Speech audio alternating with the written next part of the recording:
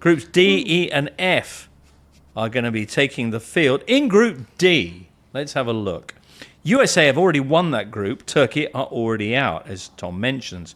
Australia and Paraguay are level and battling over second spot. And you know what? Australia and Paraguay face each other. Ooh. Australia's goal difference is +2. Well, compared to Paraguay. So they just need a draw. USA, meanwhile, take on Turkey in the deadest of dead rubbers.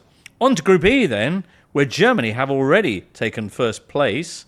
Ivory Coast just need a point to secure second spot because they've got a superior head-to-head with Ecuador. Ecuador and Curacao 2 points behind Ivory Coast. Ecuador will be facing Germany, while Curacao face Ivory Coast. One more group to go. And it's F, where Netherlands and Japan are tied on top. Same points, same goal difference. 1 point behind them is Sweden, who, in the final group game, will be facing Japan, while Netherlands get perhaps the easier task of taking on Tunisia. Well, we decided to have a bit of focus on Japan because they've been quietly building a bit of an international following as many people's second team. What is it about Samurai Blue and how far can they go? Well, early today, Ben Mabley, the Japanese football journalist based in Osaka, joined us to tell us more. Japan, Ben, it's kind of hard to put your finger on it, but they're not a normal side. How would you define what they're doing? They're not a normal side. They don't have a lot of stars, but they have an awful lot of very good players. And more important than that, they've got a team that really knows what they're doing. I think throughout the group stages of the teams that I've seen so far, there may be plenty of teams that have bigger star names, better quality up top perhaps, but I'm not sure there's a team that functions as well and knows what they're doing and are so coordinated as this Japan side. I think it's fair to say quite comfortably that it's the best and most confident Japan side in its own skin than we've ever seen at a World Cup before. I think competing with the Netherlands in the way that they did, they were able to compete on their own terms. They didn't have as much of the ball perhaps, but they didn't approach the game in quite the underdog mindset that they approached the Spain and Germany games that they won 4 years ago. And then it was a completely different challenge to play against Tunisia in the second game because unusually Japan were the clear favourites, and that's where they slipped up against Costa Rica 4 years ago. So there was a little bit of a mental block there, or a fear that there might have been. The game starts and there clearly wasn't. They played extremely well in that one and are looking really good at the moment, I think. Ben, lots of countries have tried to build a football culture, but how have Japan actually done it? They haven't mimicked other nations, so what have they done? Well, I mean, Japan was starting almost from scratch when the J League began, right, in 1993, because it was a company league before. The only really truly professional team sport in the country was baseball. So they were starting with about 100-year disadvantage to England and some other European countries. The thing that they did then was to ensure that the teams were rooted in hometowns and represented hometowns as opposed to businesses, corporations. And then they built up their league. They built up sort of the local roots in football through that. Over the years, that's contributed, not just through the J League, but also with high schools and universities to a fantastic development in the level of coaching. And so Japan is exporting an awful lot of players these days.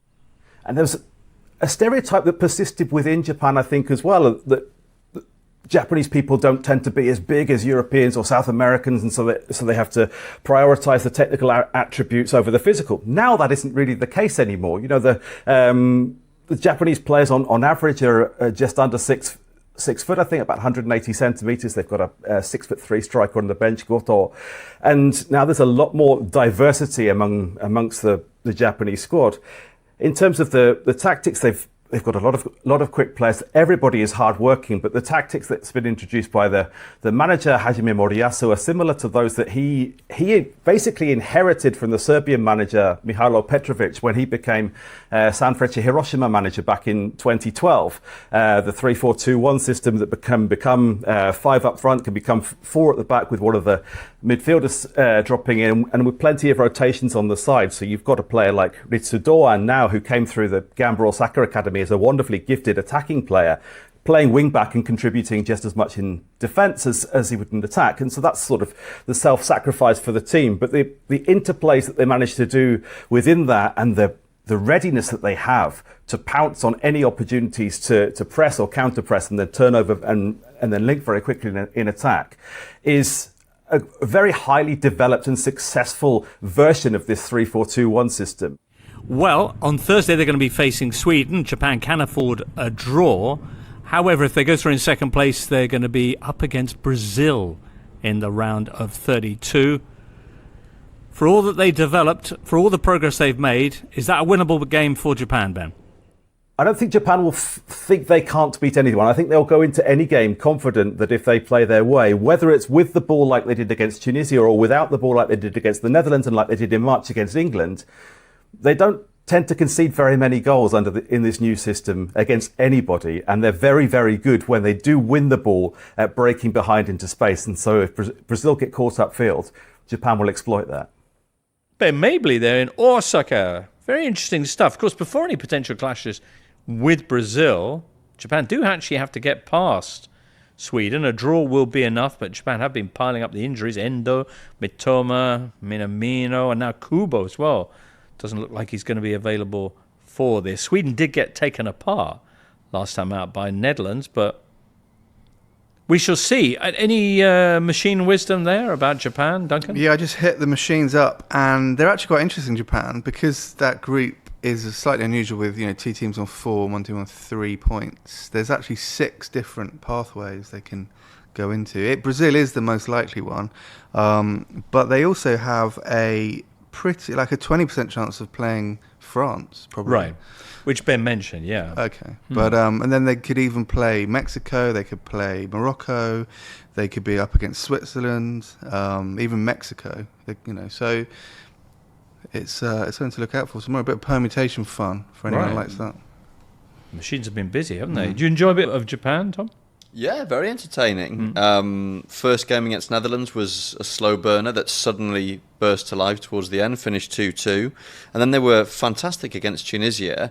Again, a Tunisia team who've had this extremely difficult tournament, sacked their coach after the first game, have shipped a ton of goals. But some of the football that Japan plays, some of the combinations, particularly in attack, were really, really impressive. We were in a Japanese restaurant, Izakaya, funnily enough. We were. The perfect They were setting. playing. We should go back.